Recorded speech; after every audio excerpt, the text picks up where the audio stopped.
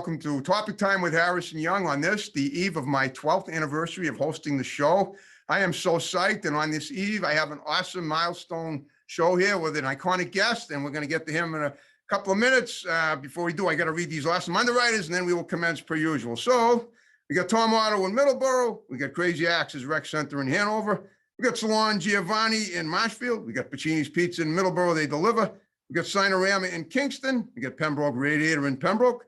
We got South Shore Stern Drive Service Center for outboard motors in Kingston. They're in Newark. We got Kingston Auto Body in Kingston. We got Maggie's Cuts in Kingston. We got MP Sports Cards in Carver, right down the road. We got New England Floorscapes in Middleborough. We got Sure Shine Pro Detailing and Hand Wash in Abington. I was looking for new talent. We got Genuine's Inspection in Middleborough. We got Tika Lynn Salon and Day Spa in Halifax. They're in Newark. We got the Gun Runner LLC in Middleborough, dedicated to your Second Amendment rights, the Second Amendment Freedom Store. We got DNS Auto Works in Abington. The Gun Runners in Middleborough. DNS Auto Works in Abington. We got Fiesta Chara, family Mexican restaurant right down the road here in Carver. And we got Ocean Street Auto Repair and Service in Marshfield. And I want to thank you guys very much. And I also want to make a quick good luck reference to the Middleborough Little League World Series team that's playing Nolanville, Tennessee right now, and on their way to hopefully winning it all. Go Middleborough, and because we're in the area and we love our New England sports teams. But now, and introducing the New England icon, Mr. Woody Giesman, the keyboardist of the iconic band, the Del Fuegos from the 1980s. They used to play the song "I Still Want You" on WBCN constantly. Great old station for those of you throwback people. So, Woody, what an honor it is to finally have you on my show. And hey, thank you so much. Happy to be here, my friend. Happy to be here. Thank you so much. And we're going to talk to you. We're going to talk about not only your music. We're going to hear that classic clip about halfway through the show. It's on YouTube. It's already been emailed, and I can't wait. But we're also going to profile you like I do every guest, regardless of whether they're here with me in person or they're at a remote location. So, Woody, tell me about what was life like as a young man, a kid growing up? You were a Boston area guy all the way through and through, and how did it lead to that great band of Del Fuegos? And if I have any questions, we'll further on proceed. So go ahead. We'll start like that. Well, I've always played music, man, my whole life. When you say your whole life, are you talking about since you were 3, 4? I mean, not since not since your actual birth. Like I started playing piano when I was 6, and I took lessons for 7 years. So yeah. I assume you mean when you were very young. So I started taking piano at the age of 7. Okay, so I was a year ahead of you, but you carried it to the next level, and I didn't. I'm doing this instead. Okay, took lessons at 7. All right. And I guess they thought you were pretty good, and I guess you did too. Well, music was always a big part of my life, man. Okay, yep, I get it. Now, when you started taking lessons, did you aspire to writing your own stuff pretty quick, or did you just stay on the course that you were given by your teacher? Or how long did it take before you decided to branch out and do your own thing? Well, I have to say I was really into classical music at the time, but okay. I was also very inspired by the music of Leon Russell. Yep. And piano players like Ray Charles. Great. It's a wonderful world. Right? Yeah. Okay. And then Eleanor Rigby. I know Ray Charles. Yeah. It's just, I mean, it's amazing that a blind person can actually do what he did. Yeah. Same with Stevie Wonder today. It's incredible. Okay, yeah. So you like kind of like the folksy, roxy, and I assume that we're talking the era. I think you're like a year older than I am. So I think we pretty much grew up around the same time, and we pretty much like the same artists. I mean, remember like Herb Alpert was a wonderful keyboardist. I mean, I remember back in 1968, what a great year that was for music. Ray Charles was playing his thing, and I remember even the Rascals were starting out, and they were having their songs like It's a Beautiful Morning, and all. These are songs that I wondered. I assume that a lot of these had featured keyboardists, and I assume that you probably wanted to emulate many of them. Is that true? Besides these people you just mentioned, that I've just mentioned. Yeah, well, that and I would have to say, by the age of 14, I became really inspired by the music of Jimi Hendrix. Oh, absolutely. Okay, and. Yeah, and now of course he was the acoustic guitar guy. So now is the piano the only instrument you ever played, or did you play guitar and other things as well, or just the piano, or what, or sing or whatever else? What else did you do musically?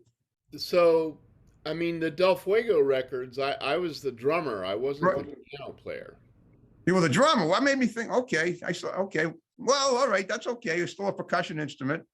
But I played piano and I played a little guitar and I played drums. And at one point in my life, man, I played a little saxophone. Okay, so you've run the gamut a little bit, or a lot, I'd say. But now, did you do that with the band, or just by yourself, or in other musical situations? Well, I mean that's interesting, man, because in my career, I think I've been on 22 or 24 recordings, Okay, and a couple of them piano and played saxophone on one record, okay. but For the with the Del Fuegos, or not, or in other situations with the band, right? other situations Other as situations, well. got it. Yeah. Okay. And drums and percussion and also vocals. Oh. So you've done, all right. So you've done it all. Are Now, you a singer too, man? I mean, if you I'm play not a the singer. piano- I sing when I'm, when I'm nervous in the shower or whatever. But I sing. I mean, I like singing commercial jingles. I always loved the Schaefer jingle. You remember that one, of course, the TV commercials. I mean, those are my favorite things to sing. But I love music. I listen to the top 40 stuff every day. I mean, I'm a big Taylor Swift fan now. I mean, the thing about, it's interesting today, the artists, there are so many new artists. It's like years ago, you could count the number, not count the number of artists in one hand, but you heard a song, all right, that was Foreigner. That was ZZ Tops. That was Jimi Hendrix. Now you got so many new artists, the collaborations. I just can't keep track of them all, but they all still sound great. I mean, and I never get tired of hearing the top 40 music. Every morning I listen to my radio, doing my, working out, listening to them, listening to them and eating my breakfast at the same time. And I always love having aspiring musicians on the show, because a lot of the people I have on the show are aspiring up and coming musicians. And I love every one of them. I had a girl from Kazakhstan a couple of weeks ago who also loves classical music. She played a little Gershwin. She played the clarinet at my Eastern location, which is one of my other great locations for Topic Time. So I love music. But in terms of performing myself, I can wing it a little bit. I'm not ashamed to walk outside and sing a song if I like it, and have the people call the cops on me, like the Maroon 5 song. That song by Adam Levine from 2011. Would you call the cops on me if you really, if you didn't like my sound? You remember that? I don't know. It's how it went. It was kind of a song that he did back in those days. That wasn't too long ago. But yeah, so I love music, and it's not my career, but I'll always aspire to it, and I always love when new artists create stuff and the new people come in. And even though I've lost track of many of them because it's so hard to keep track of, it's always nice to see them. I love music videos. I love pretty girls in music videos. I have to admit, I'm a sucker for that. So yeah, I'm a fan. And I try to keep the people that are interesting on as guests on my show so that at some point when somebody does something big that I've had on my show, no matter what it is, whether it's music, film, whatever, I'm always able to say, hey, look at so-and-so has done this and they were on my show. I interviewed them before anybody else. And this is why I love doing Topic Time, because I've had people like that on the show. But in this case, I have someone like yourself who's been there, who's already hit the high note, the pinnacle of success on a national scale, which is wonderful. And if I think back, I'm sure I can find people that have done it as well. It's just that I think you're probably, as in the history of your band, as iconic as it was with the radio station, BCN was an incredible station. It's the sports hub now, but my father got me into BCN. He was a big rock and roll fan back in the day, and he's 87 now. I don't think he listens to, well, it's not on anymore, but that was his favorite station. So, and then by the 1980s, I was just totally into that.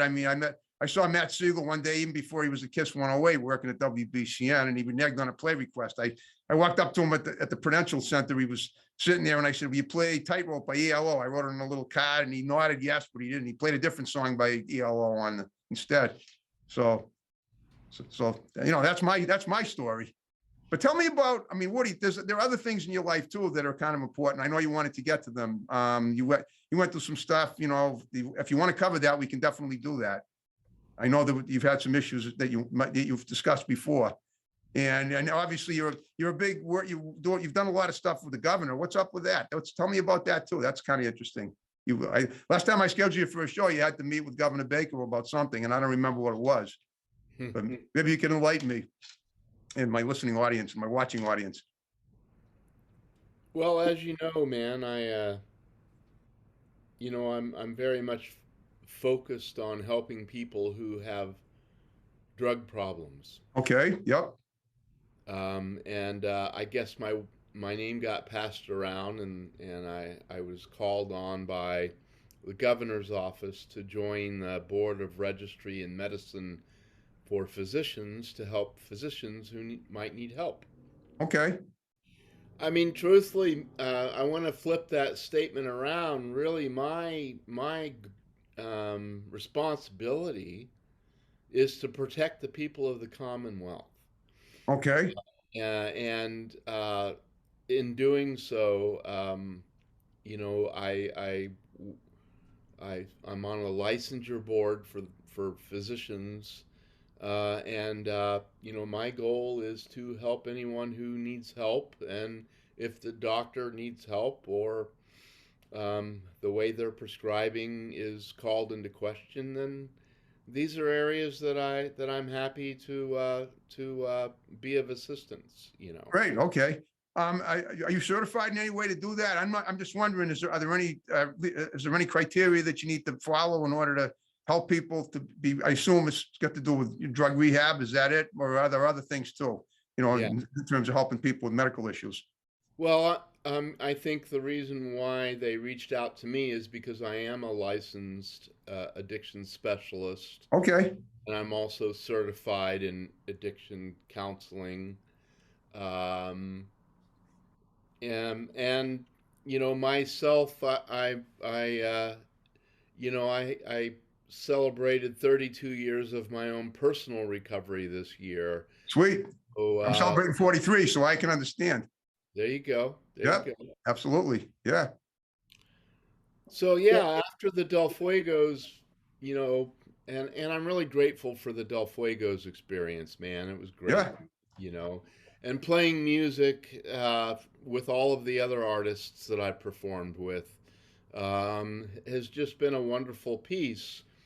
But my attention, I did turn my energy towards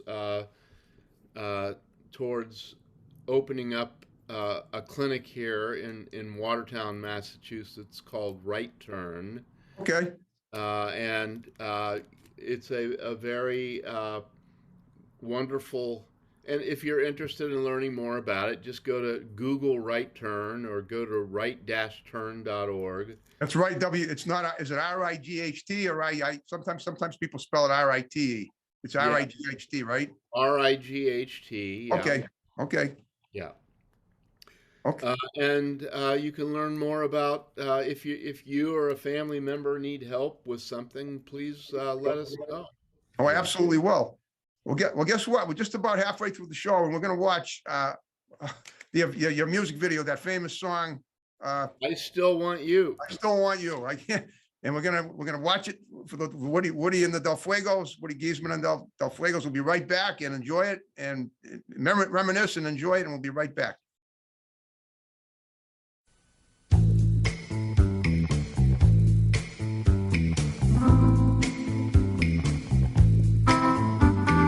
Seasons change and lessons get learned. It's been a while, but my heart burns and says I still want you, and that's all I'll do. Spend my time just thinking about you. Said I still want you. The car we bought together just started to rust. The world we made came between the two of us.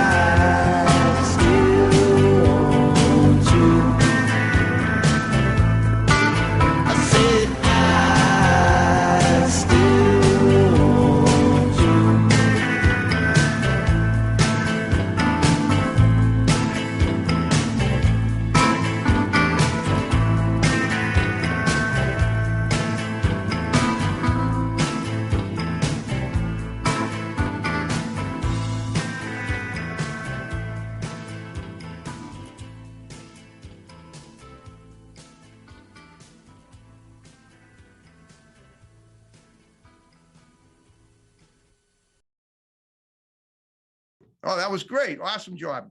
Awesome. You guys, tell me about the members of the band, the Del Fuegos. How many are there? Who were they? Can you identify them? I'm sure you Well, can. absolutely. The lead singer was a gentleman by the name of Dan Zanes, Okay. who, in recent years won a Grammy for his songwriting. Very proud of Dan. Um, his songwriting is very much family-oriented music, and his wife Claudia are just an amazing, amazing artists. Okay. The other members of the Del Fuegos would include his brother Warren Zanes, Okay. who is also a very, very talented musician and writer. He wrote the biography called Petty, uh, uh, about Tom Petty and Okay. Yep. his Tom whole Petty. family. And then Tom Lloyd, who is the bassist of the band and the other part of the rhythm section in the band, is also one of the vocalists in the band. Tom Lloyd is a very talented bass player. Yep. It's interesting, man, because when we were on tour in Europe, we ended up in Stockholm, Sweden, doing a show, and Tom showed me where he studied classical cello in Stockholm. Cool. Okay. You know, Yeah. and then there's, of course, Brother Cleve, who is the outstanding keyboardist for the Del Fuegos. He's the keyboardist, the drummer. He's Okay. the keyboardist. All right. All right. I mixed it up, but that's, I'm human. I'm not perfect. I'm just do what I do. So tell me about how the band formed, when it formed, and how did you all come together to be the Del Fuegos? So, it's my understanding that Tom and Dan met at school, and Okay. I'm not even quite sure if they were really good friends at school. Okay. But they kind of looked at each other, kind of like Paul McCartney and Ringo. John Lennon. They Okay. said, "Hey, man, we should be writing songs together." And so they joined forces, and they came together and started writing songs. And I was at a party one night, and they said, "Hey, man, we need a drummer. Can you join us?" And I'm like, "Absolutely." Okay. Well, so tell me the party. Were you doing drumming at the party? How did they know you were a drummer from the party? Yeah, they kind of knew me from the Boston scene. Okay. Yeah, got it. So See, I here's was what threw me. The picture of you is you're sitting at a piano. That's why I'm thinking keyboard. The picture that that's what so you can't really blame me for saying keyboard because that's what I saw your picture was. I'm That's not what blaming you for anything. all right. As long as you understand. Okay. Yeah. I'm not going to let it bother me anymore, but that's great. Okay. So what year did the band form? So I joined the band around let's see, Oh, come on. No, 2000. We're talking 20, 40 years ago, at least. 1983. 83. Okay. I thought it was earlier than that. I thought it was like the late 70s. Okay. 83. I'm glad I asked. Yeah, I'm not that old, man. No. I know that. I'm not either. I'm just thinking, I thought that's when I'm thinking back in the timeline. I thought it was like late 70s into early 80s. It seems to me, I remember hearing, now was there a Del Fuegos band before Woody Giesman joined them? Were you like were you a late addition to the band? They had just Oh, come okay. together, and they were playing gigs, and they needed a drummer, and so Okay. they asked me to. Again, I think, man, I was in the right place at the right time. Yeah, but it was meant to be. I always say everything happens for a reason. Apparently, it was meant to be. Yeah. That's awesome. Well, tell me about the other bands you've been in, that we performed with. I know you've been on the national stage, and that's incredible. Well, with the Fuegos, man, we were very, very fortunate to, one of our first major tours with a little band from Austin, Texas called ZZ Top. Did I mention them? You performed with them. Great. And, we did a follow-up tour with Tom Petty and the Heartbreakers, which was a really enjoyable show. In Excess. was another band that we toured with extensively. It was really wonderful. They're from Australia, right? They're from Australia, yeah, man. So I Yeah. get some things down. Okay. And you know, we were very fortunate and in good company. I'll never forget the night that Bruce Springsteen joined us on stage, and we Sweet. played with the boss and had a nice time. Wow. You know, when I was hanging out in Los Angeles, quick story, Sure. I had, you know, I'd put the word out that I wanted to work with Quincy Jones. Awesome. Awesome saxophone. He's still with us, right? And so I found yeah, I believe he's still with us. And, you know, my phone rang within a couple of days, and I got called for a job with Saida Garrett, who was one of the singers from the Quincy Jones crowd. She's Okay. most known for writing the song "Man in the Mirror" with Michael Jackson. Right. Right. I know that one. And I know Just Once So, too, Quincy Jones. what's that? Just Once, that was Quincy's song, wasn't it? Just Once. Was that it? Wasn't that his song? You know, I don't know, man. All right, maybe I get, all right, I shouldn't be jumping ahead of that. All right, so tell me about you. So what happened with that? How did that go down? Well, we, you know, we ended up doing a video for BET television, Okay. and I'm proud to say that I was one of the first white people on black entertainment television, man. It's a great network, and having you on it only enhanced it more. That was a wonderful It was a station. wonderful experience, and playing with Saida Garrett, man, she was like, her talent is out of this world, man. Now, is she a singer too, or what does she play, or just She's sing? a very, very talented singer, yeah. Okay, Songwriter wow, and singer. cool. Okay, so tell me about what you've written yourself. Have you ever co-written any of the songs with the Del Fuegos, or by yourself, or any of the other people you've worked with, or I'm just wondering, does the drummer write it all? This drummer, you, or has written? Got to ask these questions. I guess you got to ask these questions. Yeah, I mean, the Del Fuegos is kind of an equal partnership in that Oh yeah, we all four share the you know, the partnership. But you know, I think the main songwriter was Dan Zanes, the singer, and okay. Tom Lloyd, the bass player. I mean, I think that we all had our names on the publishing as far as publishing is concerned. Those were the main songs for the band, but we all had our names on publishing at some point. That's awesome, as it should be. So what are you doing now musically? Anything, or are you just sort of chilling? I mean, you never lose your musical love. I mean, I wouldn't think, but you tell me. Yeah, no, I love playing piano, and I've been playing drums and writing songs, and I've been working on a project that I'm not prepared to talk about That's right, fine. but in the near future you'll hear about it. Okay. Um, and I've been writing a book, man. Tell me. Oh, okay. Is that an autobiography, or can you not tell much about your book either yet? Well, I can tell you this much, that it's a very entertaining book that talks about my experience with substance use and Okay. abuse, and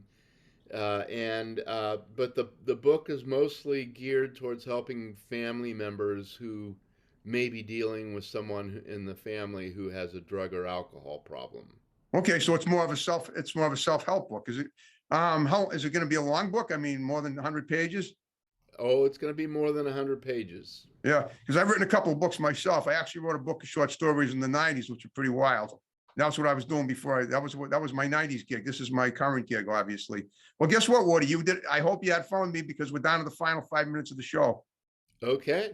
And what I want you to do, a couple of things, like, well, I want you to look at your camera there, give shouts out to people that are going to see the show, just condense them. Anyone who's left in your band, or, people that you've worked with, I'd love to get them on as guests. We can go anywhere now that we have Zoom. And then we'll wrap the show up with my music as we started it. So go ahead. Go. Well, I just want to send a big thank you out to you and everyone else out in New England and the Commonwealth, and all those wild, crazy Del Fuego fans across across the nation. Thank you all, and it's good to see you all. Okay. And now, is there anything you have going on that you might want to mention in the future that you overlooked real quick that you can talk about? And otherwise, we'll just wrap the show up. Really, the biggest thing, man, is if you need help with Yeah. drug and alcohol problem, just Google Right Turn and give us a call. We're happy to help. Okay. Is that if you Google Right Turn, the phone number will be available, right? Absolutely. Okay. Well, you did a great job with me, Woody. And like I said, I'm going to ask that you stick around and do a few pictures for my friend Chris. He's going to take them and we'll text them up and it'll be awesome. And I'm so honored that you did my show. There you You did. go.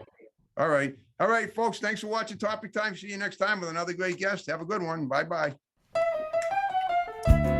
Snap along if you want. I know you